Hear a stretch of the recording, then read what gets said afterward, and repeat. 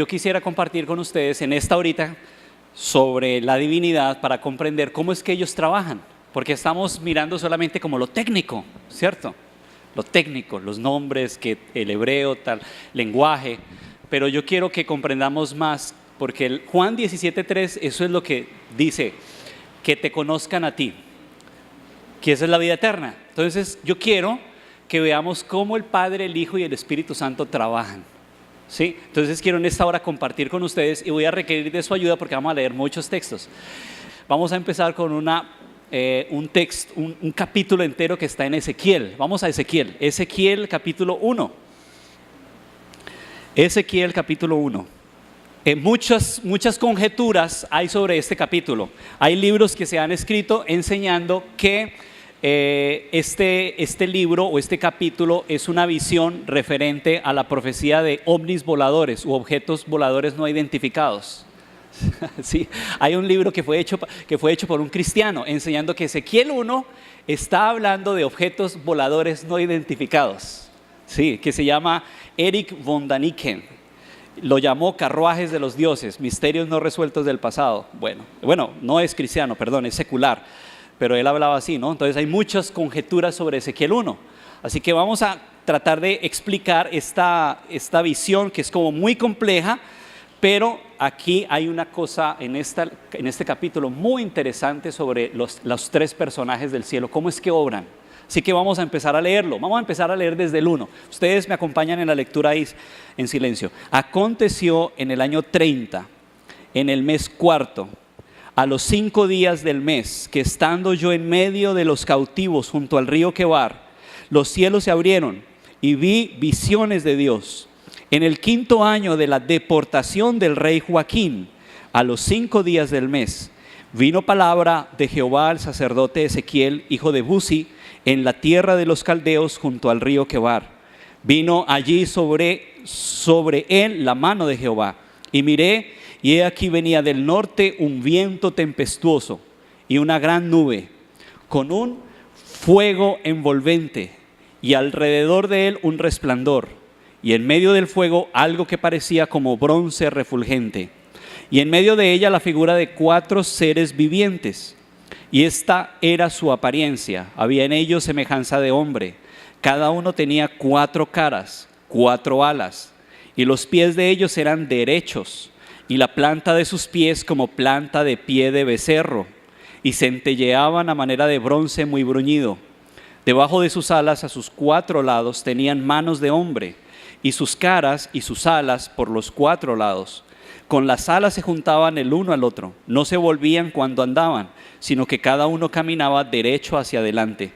Y el aspecto de sus caras era cara de hombre y cara de león al lado derecho de los 4, y cara de buey a la izquierda en los 4. Asimismo había en los 4 cara de águila. Así eran sus caras, y tenían sus alas extendidas por encima, cada uno 2, las cuales se juntaban, y las otras 2 cubrían sus cuerpos. Y cada uno caminaba derecho hacia adelante, hacia donde el Espíritu les movía que anduviesen, andaban. Y cuando andaban, no se volvían. Cuanto a la semejanza de los seres vivientes, su aspecto era como de carbones, de fuegos encendidos, como visión de hachones encendidos, que andaban entre los seres vivientes. Y el fuego resplandecía y del fuego salían relámpagos. Y los seres vivientes corrían y volvían a semejanza de relámpagos. Mientras yo miraba a los seres vivientes, he aquí una rueda sobre la tierra junto a los seres vivientes a los 4 lados. El aspecto de las ruedas y su obra era semejante al color del crisólito, y las 4 tenían una misma semejanza. Su apariencia y su obra eran como rueda en medio de rueda. Cuando andaban se movían hacia sus 4 costados, no se volvían cuando andaban. Y sus aros eran altos y espantosos, y llenos de ojos alrededor en las 4. Y cuando los seres vivientes andaban, las ruedas andaban junto a ellos. Y cuando los seres vivientes se levantaban de la tierra, las ruedas se levantaban. Hacia donde el Espíritu les movía que anduviesen, andaban. Hacia donde les movía el Espíritu que anduviesen, las ruedas también se levantaban tras ellos, porque el Espíritu de los seres vivientes estaba en las ruedas. Cuando ellos andaban, andaban ellas, y cuando ellos se paraban ellas. Asimismo, cuando se levantaban de la tierra, las ruedas se levantaban tras ellos, porque el espíritu de los seres vivientes estaba en las ruedas.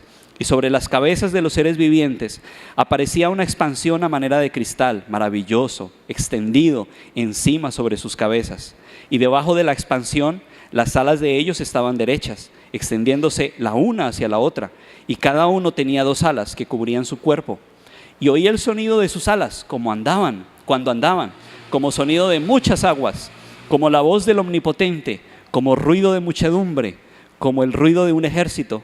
Cuando se paraban, bajaban sus alas, y cuando se paraban y bajaban sus alas, se oía una voz de arriba de la expansión que había sobre sus cabezas, y sobre la expansión que había sobre sus cabezas se veía la figura de un trono que parecía de piedra de zafiro, y sobre la figura del trono había una semejanza que parecía de hombre sentado sobre él. Y vi apariencia como de bronce refulgente, como apariencia de fuego dentro de ella en derredor. Desde el aspecto de sus lomos para arriba y desde sus lomos para abajo, vi que parecía como fuego y que tenía resplandor alrededor, como parece el arco iris que está en las nubes el día que llueve. Así era el parecer del resplandor alrededor. Esta fue la visión de la semejanza de la gloria de Jehová. Y cuando yo la vi, me postré sobre mi rostro y oí la voz de uno que me hablaba. ¿Cómo les parece esa visión? Un poquito confusa, ¿no? Todo es como confusión, ¿no? ¿Cuántos seres vivientes hay ahí? 4, y tienen 4 caras. ¿Qué más tienen? Eso, 4 alas, 4 ruedas. Y que cuando ellos andan, ¿cómo van las ruedas? También con ellos, y van en el mismo orden. ¿Sí? Y por donde están las caras de cada uno, allá van. Es un misterio, como si tienen 4 caras, van para acá, van para acá, van para allá, van para allá. Todo en orden, perfecto. Muy confuso realmente, pero esto tiene una explicación en medio de la confusión. Primero, ¿de dónde viene esta visión? Vamos a interpretar los símbolos rápido. A ver, ¿de dónde viene esta visión? Sí, pero ¿de dónde? ¿De qué parte viene esta visión? ¿Ah? Versículo 4, ¿de dónde viene? Venía del norte. ¿Qué queda en el norte? Compárenlo con Isaías capítulo 14, versos 12 al 14. ¿Qué decía Lucifer? ¿Qué era lo que quería él? A los lados del norte me sentaré. O sea que ¿de dónde viene esta visión? ¿De dónde viene este trono? El trono de Dios es movible. Hay algunas personas evangélicos que dicen que el trono de Dios es estático, no se mueve. No, mi Biblia no me enseña eso. Mi Biblia me enseña que el trono de Dios se mueve y además tiene ruedas. Y aquí sale del norte y va hacia ¿dónde? Va hacia el oriente. Solamente que Ezequiel 1 no nos dice para dónde va, pero Ezequiel 10 y 11 nos dice que llega al oriente y se posa ese trono sobre encima de Jerusalén, ¿ya? Pero viene de allá, o sea que el trono de Dios está en el norte, de allá viene.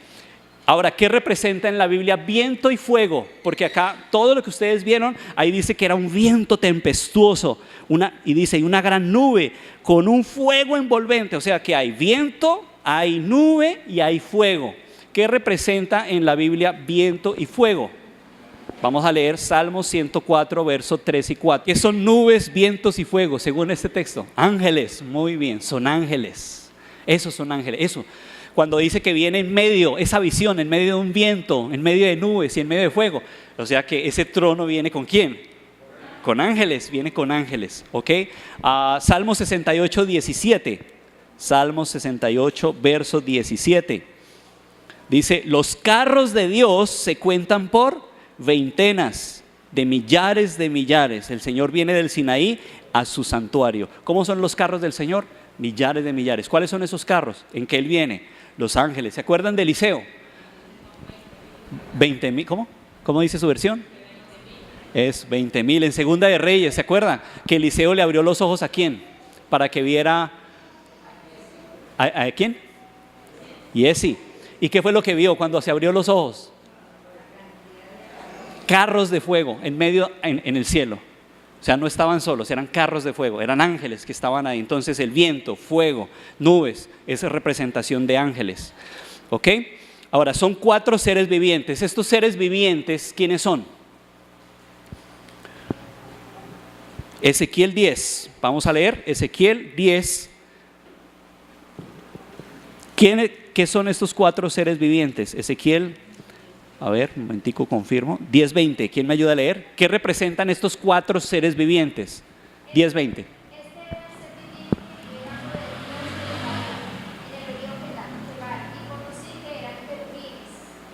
Muy bien, ¿qué eran ellos? Querubines. ¿Y cuántas alas tienen? Aquí tienen 4, entonces son querubines. Sabemos que son querubines, tienen 4 alas. Ahora, ¿cómo son de rápido? ¿Cuánto vuelan? ¿Cada cuánto vuelan?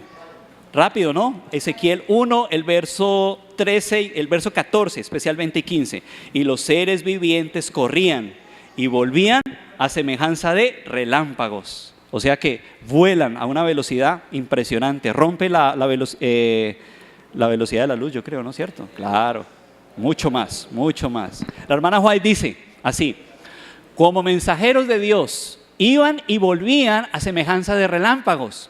Tan deslumbradora es su gloria y tan veloz su vuelo. El ángel que apareció en la tumba del Señor y cuyo aspecto era como un relámpago, su vestido blanco como la nieve, hizo que los guardias temblaran de miedo y quedaran como muertos. Cuando Sennacherib, el insolente monarca asirio, blasfemó e insultó a Dios y amenazó destruir a Israel, aconteció que en aquella misma noche salió un ángel de Jehová e hirió en el campamento de los asirios 185,000 hombres. El ángel destruyó a todos los hombres fuertes y valerosos con los príncipes y los capitanes del ejército de Sennacherib, quien volvió con rostro avergonzado a su propia tierra. Entonces, ¿cómo se mueven? ¿Cuán fuertes son? Los ángeles. Muy bien, ahora, los 4 querubines mueven unas ruedas. ¿Y quién mueve a los 4 seres vivientes? Vamos a ver Ezequiel 1 y vamos a leer el verso 12 y volvemos a leer el verso 20. 12 y 20. ¿Quién me ayuda a leer? Verso 12 y verso 20.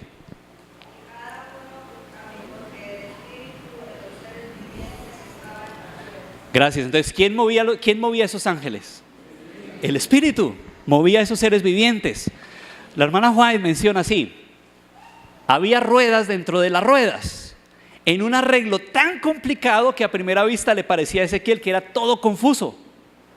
Pero cuando se movían, era con hermosa precisión y en perfecta armonía. Los seres celestiales estaban moviendo esas ruedas. Y por encima de todo, sobre el glorioso trono de zafiro, estaba el Eterno, mientras que rodeaba el trono el arco iris, emblema de gracia y amor. Abrumado por la terrible gloria de esa escena, Ezequiel cayó sobre su rostro, cuando una voz le ordenó que se levantara y que oyera las palabras del Señor. Entonces se le dio un mensaje de amonestación para Israel. Dice la hermana White: las complicadas ruedas que el profeta le parecían envueltas en confusión, estaban bajo la dirección de una mano infinita, el Espíritu de Dios, que según la revelación movía y dirigía estas ruedas, sacaba armonía de la confusión, de tal manera que todo el mundo estaba bajo su dominio. Miríadas de seres glorificados estaban listos para predominar a su orden y la política de los hombres malos y reportar beneficios a sus fieles. ¿Cómo les parece? Entonces, ¿quién realmente estaba moviéndolos a ellos? Y las ruedas y todo esto, el Espíritu Santo estaba allí. Entonces, vamos a Hechos. Hechos 2, por favor, vamos allí. Hechos 2 y vamos a ver si encontramos los mismos elementos de Ezequiel 1. Hechos 2, verso 1 al 4. Cuando llegó el día de Pentecostés, estaban todos unánimes juntos. Y de repente vino del cielo un estruendo como de un viento recio que soplaba, el cual llenó toda la casa donde estaban sentados. Y se le aparecieron lenguas repartidas como de fuego, asentándose sobre cada uno de ellos. Entonces todos, llenos del Espíritu Santo, comenzaron a hablar en otras lenguas según el Espíritu les daba que hablasen. ¿Encontramos los elementos iguales que Ezequiel 1? Sí, hay viento, hay fuego, no hay nubes, pero hay viento y hay fuego. Y se habla del Espíritu Santo. Entonces, ¿quién es el que realmente dirige a las huestes angélicas? El Espíritu Santo. ¿Sí? Por ejemplo, en la Torre de Babel también, cuando ustedes van a la Torre de Babel, allá hay viento, hay nubes y hay fuego, porque esos son símbolos de los ángeles. ¿Quién derribó la Torre de Babel? Cuando usted va a leer el Espíritu de Profecía, dice que eran ¿quiénes? Ángeles los que hicieron eso. No lo vamos a leer por el tiempo. Historia de la Redención, página 75. Allá hubo viento, fuego y nubes, como símbolo de ángeles que hicieron esa destrucción de esa torre en ese momento. Y en el Pentecostés también hubo viento y fuego, símbolo de los ángeles que cayeron en forma, dice que cayeron lenguas a ellos, pero sabemos que eran los ángeles con el Espíritu Santo. La hermana White dice en estos pasajes así: cuando la verdad en su simplicidad se viva en cada lugar, entonces Dios trabajará a través de sus ángeles, así como trabajó en el día de Pentecostés, y los corazones serán cambiados tan decididamente que habrá una manifestación de la influencia de la verdad genuina que está representada como el descenso del Espíritu Santo. ¿Qué entendieron de ese texto? Que cuando nosotros mencionamos realmente el descenso del Espíritu Santo y hablamos tanto del Espíritu Santo, no es otra cosa que los ángeles. Decimos que el Espíritu Santo nos ilumine, son los ángeles.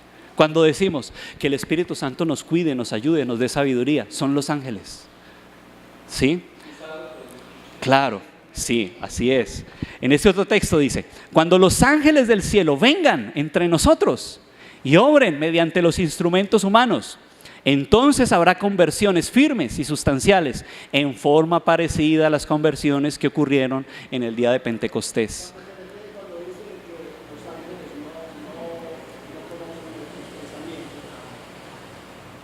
Ellos no conocen nuestros pensamientos, pero hay algunos que se les da esa facultad. Delega, así es, sí. Ajá. Otro texto: todo el cielo está interesado en tu salvación y los ángeles de Dios están esperando para hacer por ti lo que hicieron por los primeros discípulos en el día de Pentecostés. ¿Quiénes hicieron realmente eso entonces en el día de Pentecostés? Los ángeles. Y luego la hermana White dice: antes que sea completamente terminada la obra y termine el sellamiento del pueblo de Dios, recibiremos el derramamiento del Espíritu de Dios. Ángeles del cielo estarán en nuestro medio. Realmente entonces, ¿quién es el Espíritu Santo? O sea, cuando decimos y hablamos tanto de Él, es realmente la obra de los ángeles trabajando en nosotros. ¿Sí? Así es, trabajando en nosotros. Ok, muy bien. Ahora, pregunta,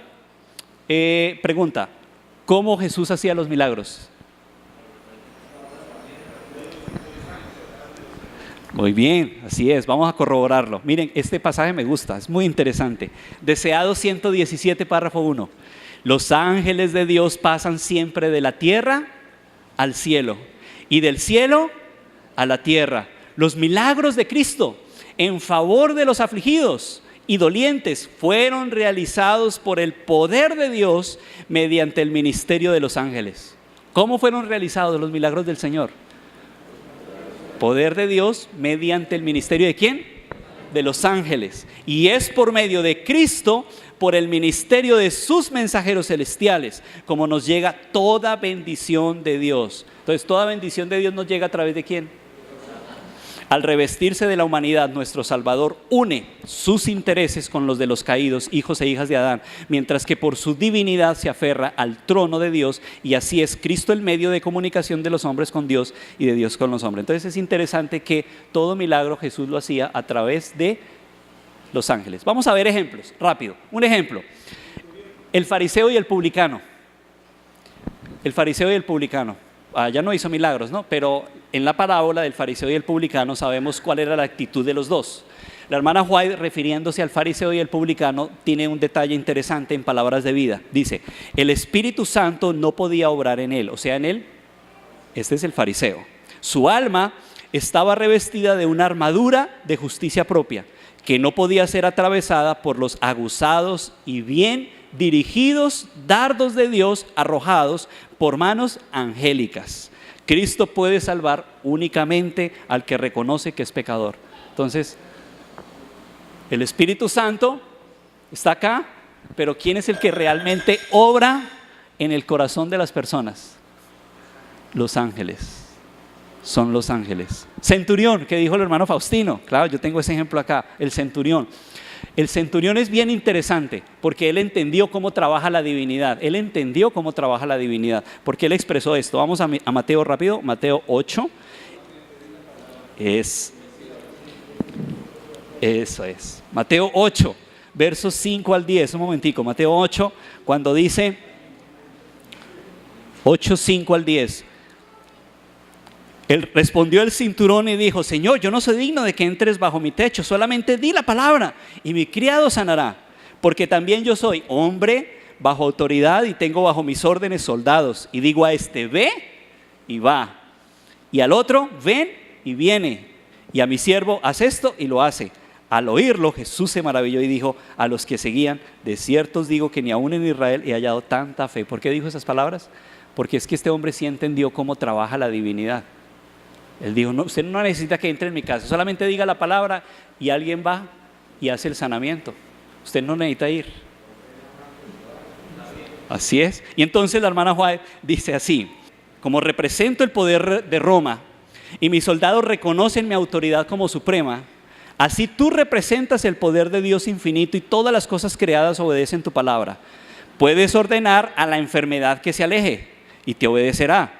Puedes llamar a tus mensajeros celestiales y ellos impartirán virtud sanadora. Pronuncia tan solo la palabra y mi siervo sanará. Pues bueno, la hermana White dice en un texto en inglés que en ese día, dice ella, en lugar de ir a Capernaum, Jesús, mediante un rayo de telegrafía divina, envía el mensaje de curación a la cabecera del hijo sufriente.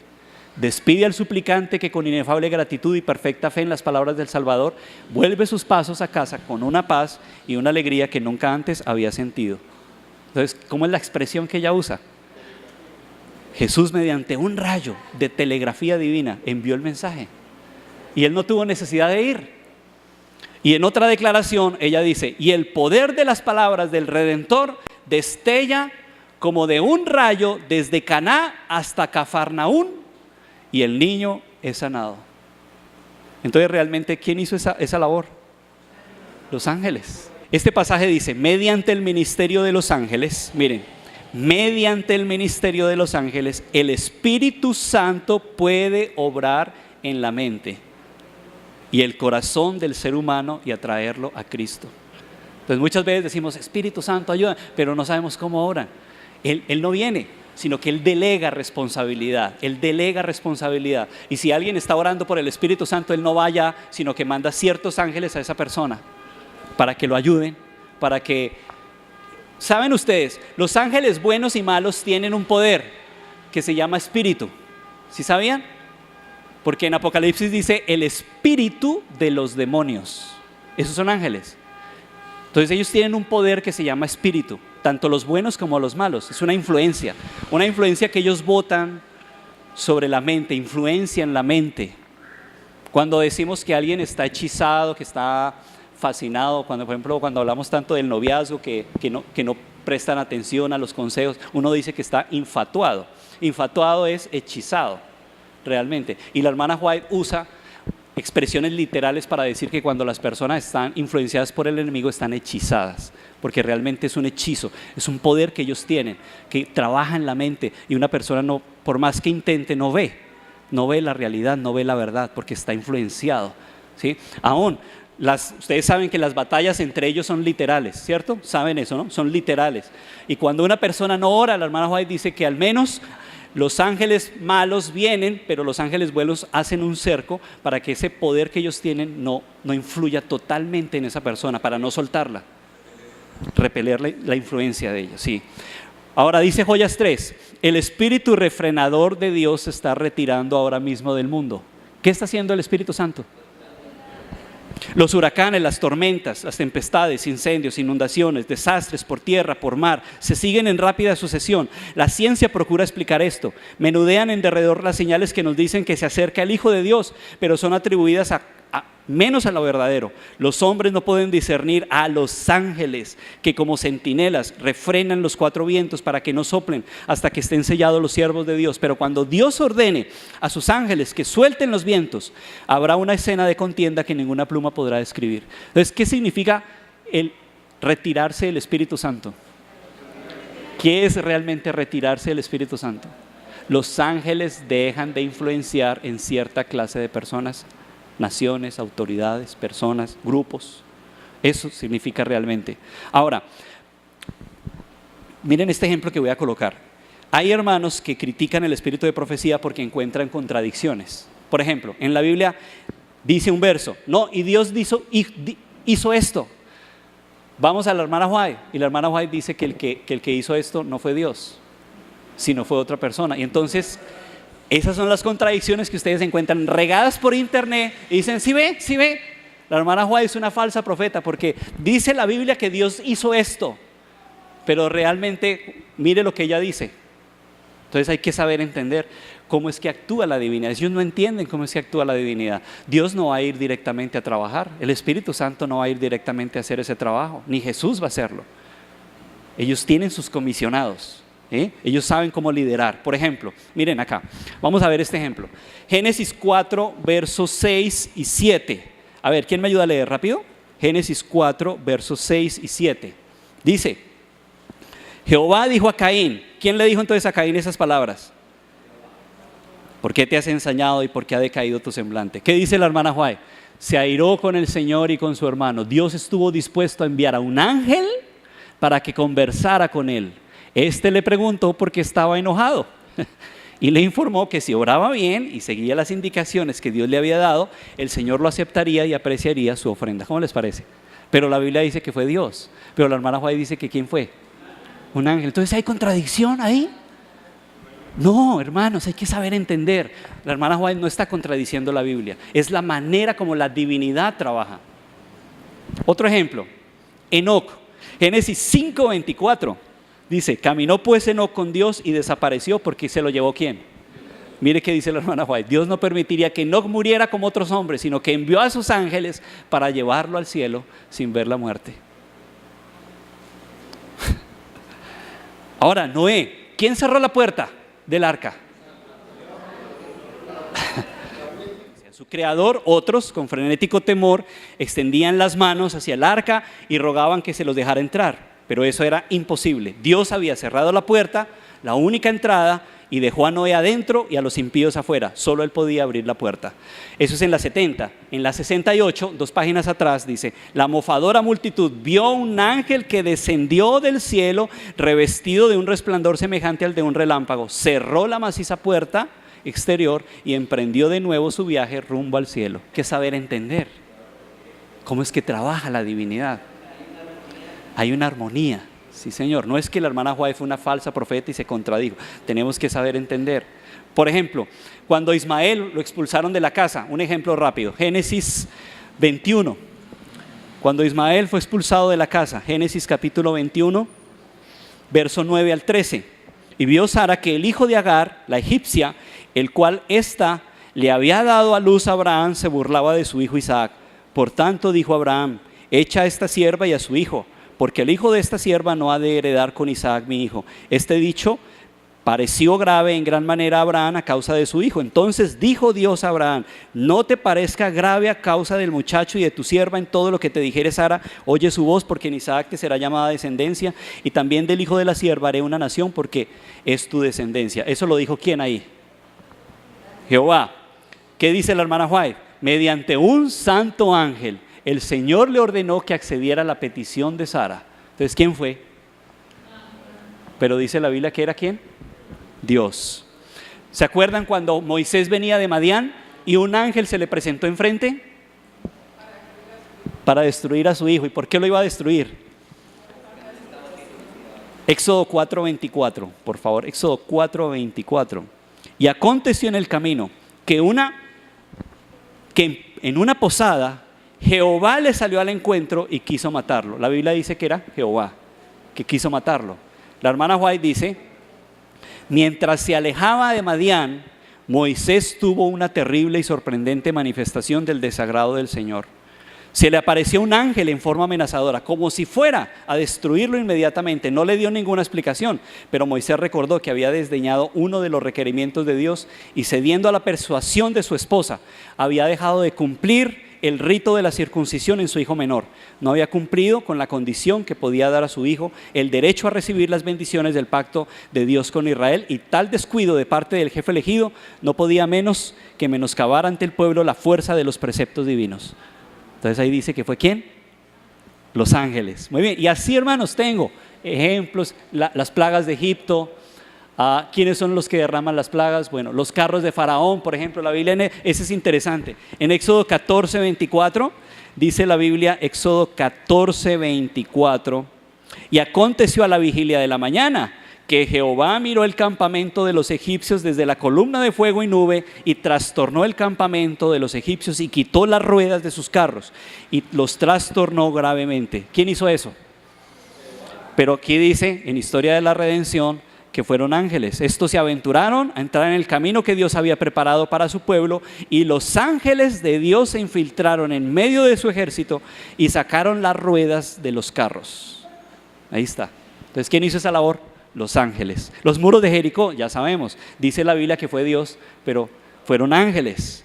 ¿Quién enterró a Moisés? Dice la Biblia que fue Dios, pero la hermana Juárez dice que los ángeles de Dios enterraron el cuerpo de su siervo fiel y vigilaron la tumba. Así que, hermanos, ¿cuál es el modo de trabajar del Señor? Dios delega responsabilidades. Los líderes más inteligentes no son los que hacen el trabajo, sino los que buscan a los mejores para hacerlos. Entonces Dios es un buen líder, ¿cierto? Es un buen líder porque Él no hace el trabajo, sino que Él delega responsabilidad y los otros cumplen el trabajo, ¿cierto? Dice la hermana White, habrán de contender con fuerzas sobrenaturales, pero se les asegura una ayuda sobrenatural. Todos los seres celestiales están en este ejército y hay más que ángeles en las filas.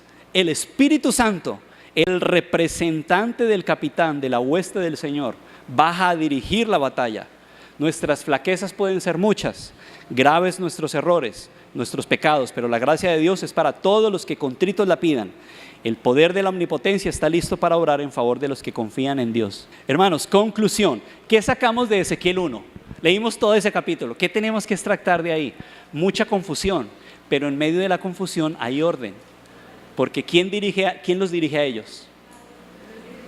El Espíritu Santo, y Él los mueve, pero por encima del Espíritu Santo, de los cuatro, y todo lo que hay, ¿quién está por encima? El trono de Dios. Y cuando Ezequiel ve el trono de Dios, ¿quién es ese? ¿El Padre o el Hijo? El Padre. Y está sentado en el trono y dice que él vio la figura de alguien sentado ahí, o sea que parece que es un hombre, es una persona, el Padre es una persona, solamente que no lo pudo ver, ¿sí? Entonces es interesante cuando la hermana White escribe así. Vamos a leer para concluir toda esta parte interesante. Una maravillosa representación simbólica dada al profeta Ezequiel durante su destierro en la tierra de los caldeos enseña esta lección. Recibió la visión cuando estaba abrumado por recuerdos tristes, resentimientos inquietantes. La tierra de sus padres estaba desolada, Jerusalén despoblada. El profeta mismo era extranjero en un país donde la ambición y la crueldad reinaban. Por todas partes veía manifestaciones de tiranía e injusticia. Su alma estaba afligida y se lamentaba día y noche, pero los símbolos que se le presentaron ponían en evidencia un poder superior al de los gobernantes terrenales. Es decir, que en medio de la confusión que él veía, todo estaba bajo control, porque Dios lo tenía todo en orden. Igualmente el Señor, cuando veamos que todo está en confusión en nuestra vida, que no hay orden, es cuando más Dios lo controla todo y está en control de todo. Nosotros somos un puntico en el universo, un puntico en el universo. Y el Señor, ¿cómo no va a poder controlar nuestras vidas? La hermana White dice, miren acá, Ministerio de Curación 325. Esta página es muy bonita, muy linda, esto, lo que la hermana White dice. La Biblia nos muestra a Dios en su alto y santo puesto, no en estado de inacción, no en el silencio y la soledad, sino rodeado de millares y millones de seres santos, siempre a la espera de sus órdenes. Por medio de estos mensajeros permanece Dios en comunicación activa con todas las partes de su dominio. Por medio de su Espíritu está presente en todas partes, porque se delegan responsabilidad, se delegan trabajo. El Padre está encargado en el trono ¿de qué? No está ya quieto en un estado de inacción, sino que está viendo, analizando todo y está en contacto con todo el universo creado a través de los ángeles y ¿quién más? Y el Espíritu Santo. Y está presente en todas partes por su Espíritu, mediante su Espíritu, dice ahí. Y sus ángeles atiende y cuida a los hijos de los hombres. Por encima de las confusiones de la tierra, Dios está en su trono. Todas las cosas están abiertas a su divina mirada. Y desde su grande y serena eternidad, ordena lo que su providencia considera lo mejor. Qué lindo, ¿no? Entonces, el Padre no está inactivo, está trabajando allá. Dice luego, así como la disposición complicada de las ruedas estaba bajo la dirección de la mano que se veía debajo de las alas de los querubines, Dios dirige el complicado manejo de los acontecimientos humanos. En medio de la lucha y el tumulto de las naciones, aquel que se sienta por encima de los querubines todavía dirige los asuntos terrenales. Qué hermoso, ¿no? Entonces, Él no está quieto. Y Él dirige todo a través de su representante. Entonces podemos decir, en resumen, el Padre da órdenes. ¿Quién las obedece? Puede ser Jesús a veces, y Jesús delega al Espíritu Santo. Y el Espíritu Santo delega a los ángeles. Y los ángeles vienen a nosotros. Y nosotros decimos, a mí no. Envíelo a Él. Ahí se rompe la cadena. Porque desde el Padre todo va bien. Padre, Hijo, Espíritu Santo, ángeles. Y ángeles con nosotros. Y cuando llega a nosotros, a mí no. A Él envíelo. Ahí la cadena se rompe. Ok, vamos a terminar, hermanos. Quedan 10 minutos. Terminamos con estas dos declaraciones de la hermana White. Dice, el corazón de Dios suspira por sus hijos terrenales con un amor más fuerte que la muerte. Al dar a su Hijo, nos ha vertido todo el cielo en un don: la vida, la muerte y la intercesión del Salvador, el ministerio de los ángeles, las súplicas del Espíritu Santo, el Padre que obra sobre todo y por todo, el interés incesante de los seres celestiales. Todos son movilizados en favor de la redención del hombre. ¿Cuántos se movilizan?